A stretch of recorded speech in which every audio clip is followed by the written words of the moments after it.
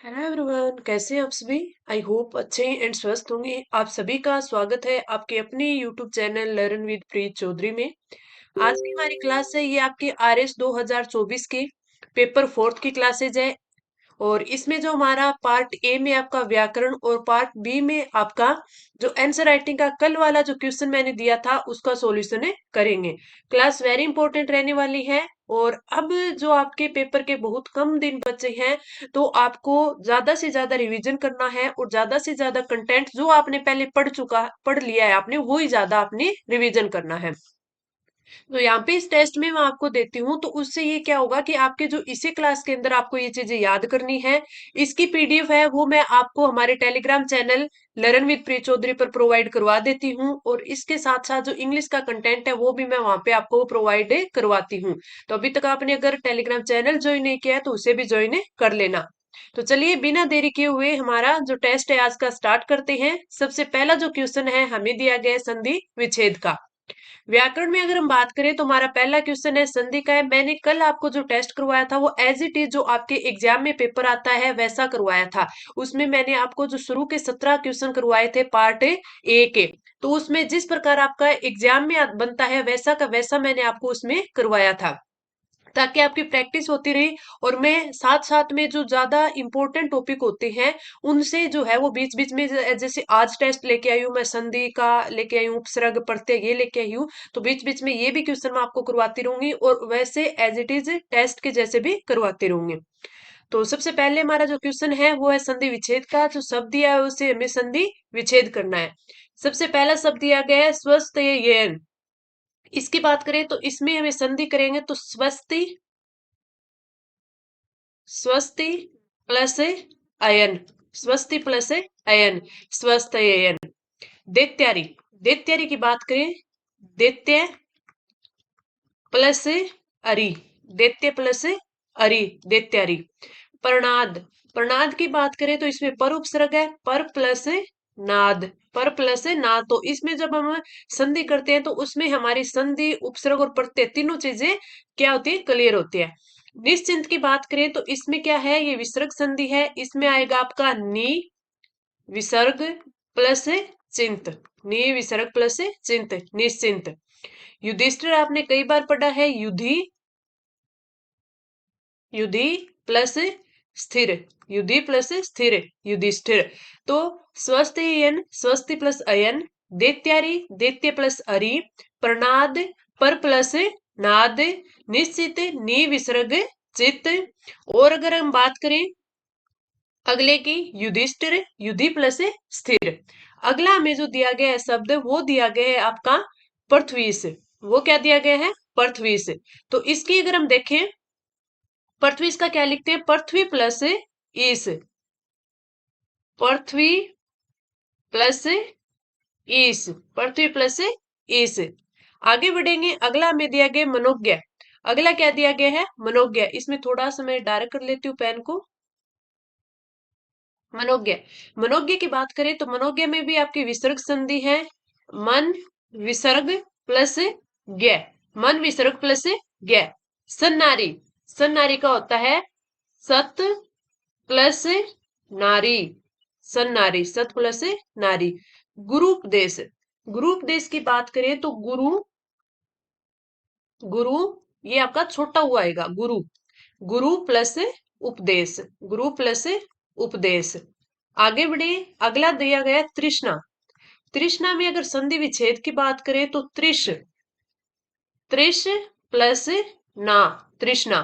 तो पृथ्वी में पृथ्वी प्लस ईस, मनोज्ञ में मन विसर्ग ज्ञ, सत प्लस नारी सन्नारी, गुरु प्लस उपदेश गुरुपदेश, त्रिश प्लस ना तृष्णा। आगे बढ़े, अगला हमें दिया गया अनव्य। अन्वय की बात करें तो अन्वय में आपका जो अनु उपसर्ग है तो इसमें आपके अनु उपसर्ग का भी एक शब्द तैयार होता है, अनु प्लस अय, अन्वय, अनु प्लस अय। अगला जो अगर बात करें तो स्त्रीच्युत, यानी स्त्री प्लस उचित, स्त्री प्लस उचित, स्त्रीच्युत, स्त्री प्लस उचित। अगला है चिन्मय। चिन्मय की बात करें तो इसमें जो उपसर्ग है वो है आपका चित, और चित प्लस मय, चिन्ह में, तो इसका संधि विच्छेद हो जाएगा चित प्लस में। तथ्यो, तथा प्लस एव, तथा प्लस एव। इसमें अब एक चीज देखना है, एव ये नहीं आएगा, ये गलत होगा, एव आएगा एव। तथा प्लस एव ये सही होगा। वातायन की बात करें तो वातायन में वात प्लस में अयन, और ये आपके अयन प्रत्यय का जो एग्जाम्पल है वो बन गया वातायन वात प्लस में अयन। प्रतिष्ठा, प्रति प्लस था, प्रति प्लस स्था, ये प्रति उपसर्ग का एग्जाम्पल बन गया। तो इस प्रकार हमने 15 एग्जाम्पल कर लिए किस चीज के, आपके संधि विच्छेद के, संधि के। अब हम बढ़ते हैं अगले क्वेश्चन पर, और अगला क्वेश्चन है हमारा उपसर्ग का। हमें शब्द दिया गया है, उससे हमें उपसर्ग है वो अलग करनी है। सबसे पहले जो हमें दिया गया है वो दिया गया अनक्स। अनक्स की बात करें तो इसमें अन उपसर्ग, अन प्लस अक्सी, और जो अन है ये आपके संस्कृत वाला उपसर्ग है, अन उपसर्ग। उपावर्तन, उपावर्तन की बात करें तो इसमें दो उपसर्ग आएंगे, उप प्लस आ प्लस वर्तन। मैंने आपको एक बार पहले भी, एक बार क्या, मैंने 2-3 बार आपको बताया होगा कि हो सकता है कि एग्जाम में थोड़ा सा चेंज हो और आपसे पूछ ले कि जो आपको जो शब्द दे दे, जैसे उपसर्ग पृथक करने वाले दे दे, तो उसमें जरूरी नहीं है कि एक ही उपसर्ग हो, 2 से 3 उपसर्ग वाले भी क्वेश्चन दिए जा सकते हैं। तो आपको प्रैक्टिस है वो दोनों की करनी चाहिए, जिसमें एक उपसर्ग हो वो भी शब्द प्रैक्टिस में लेने चाहिए, और जिसमें 2 या 2 से ज्यादा है वो हो। तो जैसे आपको उपसर्ग पृथक करने के लिए बोले तो आप ये नहीं कि हाँ इसमें तो उप उपसर्ग है तो हम करके छोड़ देंगे, नंबर आपका कट जाएगा। उप प्लस आ दोनों उपसर्ग है तो दोनों हमें लिख के आनी है, तो इसलिए इनकी भी प्रैक्टिस है वो आपके लिए जरूरी है। अगला आता है प्रत्यंचा। प्रत्यंचा की बात करें तो प्रति प्लस अंचा, प्रति प्लस अंचा, और एक हमने पहले ही पढ़ा था प्रति प्लस स्था। तो प्रति के दो उपसर्ग हो गए, प्रति सब उपसर्ग से बनने वाले दो शब्द प्रतिष्ठा और प्रत्यंचा। अगला जो हमें एग्जाम्पल दिया गया है वो दिया गया है उन्मत्त। उन्मत्त की बात करें तो इसमें कौन सा उपसर्ग है, इसमें उद उपसर्ग है। उन्मत्त में उद प्लस मत, उद प्लस मत, ये तय के ऊपर है वो आएगा। मैं थोड़ा ढंग से लिख देती हूँ इसको, उत प्लस मत, ये ऐसे उत प्लस मत। आगे बढ़े, अगला जो हमें दिया गया वो दिया गया है स्वेर। स्वेर में आपका स्व प्लस ईर, स्व प्लस ईर, तो आपका कौन सा उपसर्ग है, स्व उपसर्ग है। पर्यटक में आपका परि उपसर्ग है, परि प्लस अटक, प्रि प्लस अटक। न्यून में नी उपसर्ग है, नी प्लस ऊन, नी प्लस ऊन। और दुर्लभ में आपका दुर उपसर्ग है, दुर्लभ में आपका दुर उपसर्ग है। तो ये आपके जो मैंने आज एग्जाम्पल करवाए हैं उपसर्ग के वो भी काफी इंपॉर्टेंट थे, तो आप एक बार इनको अच्छे से रीड कर लेना, ताकि इनमें से कोई भी आए तो आपका रहे ना, अच्छे से आप उसे कवर कर पाओ। अगला क्वेश्चन है कि निम्नलिखित प्रत्ययों के संयोग से दो दो शब्द बनाने हैं हमें, है वो यहाँ पे 4 प्रत्यय दिए गए हैं, इनसे हमें शब्द बनाने हैं। सबसे पहला जो प्रत्यय दिया गया हमें दिया गया है आ प्रत्यय। आ प्रत्यय की बात करें तो इसका सबसे पहला जो शब्द बनेगा वो बनेगा अभिलाषा, अभिलाषा। और अभिलाषा की बात करें तो इसमें क्या बना, इसमें बना अभिलाष, अभिलाष प्लस आ, ये क्या बन गया अभिलाषा। दूसरा की बात करें तो ईर्ष्या, ईर्ष्या, इसमें क्या बना है, इसमें आपका बना है ईर्ष्या प्लस आ। थोड़ा सा मैं इसको तोड़ के भी बता देती हूँ ताकि आपको समझ में अच्छे से आ जाए। आप और एग्जांपल ले सकते हो, उषा, उषा में अगर देखें तो उस प्लस आ, उस प्लस आ, थोड़ा सा ऐसे तोड़ के पढ़ लेना तो अच्छे से वो माइंड में रह जाता है। जैसे दीक्षा, दीक्षा में क्या हो जाएगा, दीक्ष प्लस आ, तो ये आपके क्या हो गए आ उपसर्ग से अभिलाषा, ईर्ष्या, उषा, दिशा। तो ये सारे के सारे वाक्य, दिशा सॉरी ये वाला दिशा, दीक्षा, ठीक है, ये वाला हो जाएगा दीक्षा। तो ये आपके एग्जाम्पल थे आ प्रत्यय के। अब हमें जो प्रत्यय दिया गया है वो दिया गया है इमा। इमा की बात करें तो इमा से अपन बना सकते हैं जैसे जड़ीमा, जड़ प्लस इमा जड़ीमा। और बना सकते हैं लालिमा, लालिमा के अलावा और बन सकता है गरिमा, गरिमा। और भी बन सकता है अग्रिमा, और भी बन सकता है अग्रिमा, तो ये आपके इमा प्रत्यय से बनने वाले शब्द हैं। आका, आका प्रत्यय से बने जैसे कड़ाका, कड़ाका, कड़क प्लस आका, कड़ाका। ठहाका, बोलते हैं ठहाका लगा के आंसर है, ठहाका। धड़ाका, धड़ाका, ये आपके आका प्रत्यय से बनने वाले शब्द। त्वय की बात करें तो त्वय से जैसे मातृत्व, मातृत्व सबसे अच्छा उदाहरण है इसका। गुरुत्व, क्या हो जाएगा, गुरुत्व हो जाएगा। और इससे हो जाएगा नेतृत्व, नेतृत्व, ये हमें अच्छे से याद रहने वाले एग्जाम्पल है। जैसे स्वतः, स्वतः, और ये शायद हमने पीछे संधि में ये शायद एग्जाम्पल भी किया था स्वतः का। तो इसमें आ से अभिलाषा, ईर्ष्या, उषा, दीक्षा। इमा से जड़िमा, लालिमा, गरिमा, अग्रिमा। आका से कड़ाका, ठहाका, धड़ाका। त्व से मातृत्व, गुरुत्व, नेतृत्व और स्वत्व। अब हम आगे बढ़ते हैं और अगला क्वेश्चन है हमारा वही प्रत्यय का, जिसमें हमें क्या है, प्रत्यय अलग करने हैं। सबसे पहले जो हमें शब्द दिया गया वो दिया गया मृदगिया, मृदगिया। मृदगिया की बात करें तो इसमें मृदंग, क्या होगा, शब्द तो होगा मृदंग प्लस इया। तो इसमें लिखना तो सिर्फ आपको यह था, लेकिन मैं आपको अच्छे से समझाने के लिए इसका मूल शब्द है वो भी लिख देती हूँ। त्वद्य, त्वद्य की बात करें तो इसमें शब्द है त्वत, त्वत प्लस इय, त्वत प्लस इय।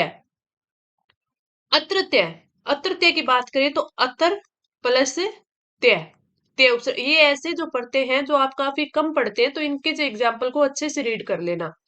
रक्तीम, रक्तीम की बात करें तो इसमें क्या हो जाएगा, रक्त, सॉरी, रक्त प्लस ईम, रक्त प्लस ईम, रक्तीम। मंजुल, तो इसमें हो जाएगा मंजू प्लस लय प्रत्यय। चुटेल, चुटेल की बात करें तो चोटी, चोटी प्लस एल, चुटेल। तो ये सारे के सारे जो आज के पढ़ते मैंने अलग अलग करवाए हैं शब्द वाले, वेरी इंपॉर्टेंट है, अच्छे से रीड करना है इन्हें छह के छह को। मृदगिया में या पढ़ते हैं, तवदिया में ये पढ़ते हैं, अंतरतय में तय पढ़ते हैं, इंपॉर्टेंट है। रक्तीम में इम पढ़ते हैं, मंजुल में लय पढ़ते हैं, चुटेल में एल पढ़ते हैं। तो वेरी इंपॉर्टेंट थे ये। अब हम बढ़ते हैं आगे, और आगे जो हमारा क्वेश्चन है वो है आपके पार्ट बी का क्वेश्चन। और ये पार्ट बी का क्वेश्चन है वो मैंने आपको कल आंसर राइटिंग के लिए दिया था, तो आई होप आपने अच्छे से इसकी आंसर राइटिंग की है। सबसे पहले क्वेश्चन देखते हैं।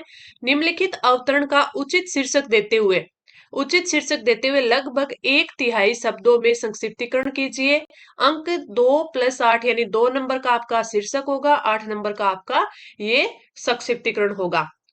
अगर हम आगे बढ़े तो देखिए, सबसे पहले तो पैराग्राफ को हम पढ़ेंगे, इस अवतरण को पढ़ेंगे। पढ़ने का मैंने आपको क्या बताया था कि एक बार सीधा रीड मारना, फिर उसके बाद दोबारा जब लिखो, आप दोबारा जब पढ़ो उसको, तो जो जो इंपॉर्टेंट लाइनें आपको लगे कि हाँ इस चीज के बारे में बार बार इसमें रिपीटेशन हो रहा है, तो उसके नीचे ऐसे अंडरलाइन कर लेना। कभी भी शीर्षक लिखो तो पहले 2 से 3 शीर्षक बनाना, फिर उसके बाद उन तीनों, 2 या 3 होते हैं उनमें से एक शीर्षक है उसको आप छांट लेना और उसको अच्छा सा बनाना। कभी भी जो आप टाइटल लिखो तो उसको 3 शब्दों से ज्यादा मत करो, ज्यादा से ज्यादा अगर हो ही जाए कि नहीं बन रहा तो 4 शब्द, वरना आप 2 से 3 शब्दों में शीर्षक को लिखना है। ज्यादा से ज्यादा वो वाक्यांश के लिए जो एक सार्थक शब्द होता है उसका यूज करना है। तो अब हम पढ़ते हैं इसको। सबसे पहले, आज के घनघोर तनाव वाली स्थिति में कोई भी आश्वस्त नहीं है, किंतु प्रवाह का वेग ऐसा है कि सब उसी में बहकर अपने अपने को शेष के खिलाफ जबरदस्त बहा ले जाना चाहते हैं। सभी राष्ट्रों की राजनीतियों और वित्त व्यवसाय नीतियां उसी ढर्रे में चल रही हैं, उनमें आपसी स्पर्धा है, और परिणाम में हर राष्ट्रवाद उद्दीप्त और उत्तप्त बना रहता है। इस दुष्चक्र से निजात है तो तभी जब वह हिंसा के डर से डरने वाला और डराने वाला दोनों छूटे। अगर प्रगति और उन्नति की दिशा वही रहती है जो अब तक चली आई, तो डर से छूटना संभव नहीं है।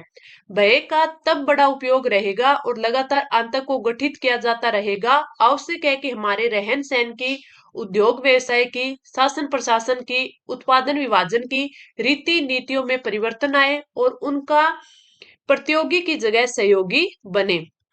आज वाला काफी अच्छा अवतरण था ये आपका। तो आपने एक बार में से पढ़ने से तो मेरे को लगता है कि किसी को समझ भी नहीं आया होगा, और अच्छा भी है।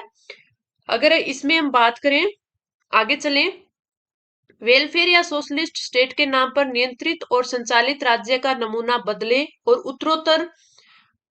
और कहा गया उत्तरोत्तर सामाजिक संस्थाओं को स्वायत्तता प्राप्त हो। व्यक्तियों का, समूहों का, राष्ट्रों का व्यवहार इस ढंग पर चले कि उसमें अहिंसा की सुगंध फूटे। परस्पर सहायता से संकीर्ण स्वार्थ न रह जाए, वरन पारमार्थिक स्वार्थ बन जाए। प्राथमिक आवश्यकताओं का उत्पादन और वितरण इतना सहज हो कि किसी बड़े संगठन को बीच में न पड़ना पड़े। शासक सेवक बनने में अपनी सार्थकता देखे और प्रशासक से सेवक की अधिक प्रतिष्ठा बढ़े। अगर हम बात करें तो आपको क्या लगता है, आप लोगों ने क्या क्या इसमें लिखा होगा? अगर मैं इसकी बात करूं तो एक चीज इसमें मैंने देखी है कि सबसे पहले जब हम इसको पढ़ रहे हैं तो इसमें ना ऐसे लग रहा है कि जैसे प्रतिस्पर्धा कर रहे हो किसी की। ठीक है, मतलब सहयोग की भावना नहीं है, सारे स्पर्धा में चल रहे हैं। ज्यादा इसका अगर मीनिंग पढ़ेंगे ना तो स्पर्धा के इर्द गिर्द आ रहा है, यानी इसमें सहयोग की भावना नहीं है। ठीक है, स्पर्धा है। तो ये चीज इसमें ये इस चीज को बढ़ा चढ़ा के वो बता रहा है कि आज क्या जमाना है, चाहे अपन राष्ट्र देशों में देख ले या फिर अपने अपनी लाइफ में देख ले, अपने आसपास में देख ले, कि स्पर्धा का माहौल बना हुआ है, ना कि इसमें आपके कोई भी सहयोग की भावना दिखा रहा है। तो इसमें अगर हम देखेंगे कि इसका टाइटल है, हम सबसे पहले क्या बनाएंगे, तो टाइटल की बात करें तो ये आपका, जैसे मैं आपको नीचे दिखा देती हूँ, स्पर्धा नहीं सहयोग, यानी इसका टाइटल बनना चाहिए स्पर्धा नहीं सहयोग, कि स्पर्धा मत करो, सहयोग करना चाहिए। जैसे नीचे इसमें मैंने 1/3 इसमें शब्दों में इसको पिरोने की कोशिश की है। जैसे आज घनघोर तनाव वाली स्थिति से सभी बेचैन हैं तथा स्वयं को अन्य विरुद्ध बनाए हुए हैं। समस्त राष्ट्रों की राजनीतिक व्यावसायिक नीतियां स्पर्धात्मक है, फलस्वरूप राष्ट्रवाद उत्तम बना रहता है। अहिंसा द्वारा दुष्चक्र से मुक्ति संभव है, किंतु प्रगति की वर्तमान दिशा से ये लगता नहीं है कि यह अहिंसा है, वो अहिंसा से मुक्ति मिलेगी। आवश्यक है कि हमारा राजनीतिक व्यावसायिक व्यवहार धर्म स्पर्धात्मक नहीं सहयोगात्मक बने। आशा ही कर सकते हैं अपन इस चीज की। तो नियंत्रण केंद्रित राज्य स्वायत्तता मूलक हो, व्यक्तियों राष्ट्रों का व्यवहार अहिंसात्मक अहिंसात्मक सहायता मूलक एवं पारमार्थिक हो, उत्पादन वितरण सहज विकेंद्रित हो, शासक सेवक बने, सेवक प्रतिष्ठित हो। ये चीज इसमें लिखी है। तो इसमें सबसे पहले मैंने आपको बोला था कि इसमें जब हम इसको पढ़ रहे हैं ना तो एक चीज ध्यान में आती है कि इसमें स्पर्धा का भाव हो रहा है, ना कि सहयोग का। तो स्पर्धा न सहयोग, तो इसका अपन अच्छा सा ये टाइटल रख सकते हैं। फिर इसके जो इसमें जो चीजें दी गई है उन्हीं को पिरो पिरो कर हमें 1/3 यानी 1/3 शब्दों में इसको लिखना है। कभी भी ये चीज ध्यान में रखना कि कभी भी बाहर के शब्दों का प्रयोग मत करना, अपने हिसाब से लिखना और अनर्गल बातें मत लिखना। दूसरी बात, किसी भी चीज को बढ़ा चढ़ा के नहीं लिखना। जो हमें चीज दी गई है उसको छोटा करके लिखना है, यानी वाक्यांश के लिए एक शब्द का प्रयोग करना है। अगर वाक्यांश के लिए एक शब्द आ ही नहीं रहा है तो भी कोई बात नहीं है, उस चीज को अपनी तरफ से छोटा करके लिखो, यानी उसका सारांश है वो 3 लाइनों का 1 लाइन में आ जाए। तो ये आज का इसका संक्षिप्तीकरण था। आपको कैसा लगा आप बताना। अब हम बढ़ते हैं अगली क्लास उसके टेस्ट की ओर। और उस टेस्ट में जो आपका पार्ट बी का जो क्वेश्चन रहने वाला है वो मैं आपको दिखा देती हूँ, फिर आप इसकी आंसर राइटिंग करना। निम्नलिखित कथन का भाव विस्तार करना है। हमें एक कथन दिया गया है जिसका भाव विस्तार करना है। शब्द सीमा आपको लगभग 100 शब्द रखनी है, ये 10 नंबर का होगा आपका। और इसमें और अगर हम बात करें, महान प्रतिभूतियां आचार की क्षुद्र श्रृंखलाओं को तोड़ डालती है। महान विभूतियां आचार की क्षुद्र श्रृंखलाओं को तोड़ डालती है। इसका क्या अर्थ होता है? इसका अर्थ ये होता है कि जैसे आप मान के चलिए जो महान लोग थे, बड़े बड़े लोग थे, वो इसमें करते थे। जैसे आप मान के चलिए स्वामी विवेकानंद हो गए, राजा राम मोहन राय हो गए। तो अब एक सिंपल सा आदमी होगा ना, जैसे समाज का मान लीजिए कोई सामान्य सा व्यक्ति है, तो उसमें ना तो इतना साहस होता है, ना समाज उसे बख्शता है अगर वो ऐसा कुछ करता भी है तो। लेकिन जो महान व्यक्ति होते हैं वो अपनी इतनी धाक रखते हैं कि हाँ वो इस चीज को बदल सकते हैं। जैसे कोई भी बुराइयां, जैसे राजा राम मोहन राय थे तो सती प्रथा हो गई, ठीक है, स्वामी विवेकानंद हो गए, दयानंद सरस्वती हो गए तो उन्होंने जाति प्रथा को बदलने की कोशिश की थी। महात्मा गांधी जी की बात करें तो इन्होंने हरिजनों का उद्धार किया था। रीजनों का उद्धार किया। तो इस प्रकार है ये इन उनके लिए बोला गया है। तो आप इनका एग्जाम्पल दे दे के है वो इन चीजों को लिख सकते हैं अच्छे से। तो आप है 100 शब्दों में इस चीज को लिखने की कोशिश करना, आप अपनी तरफ से है वो आंसर राइटिंग करना, फिर कल वाले टेस्ट में हम अच्छे से इसका सॉल्यूशन करेंगे।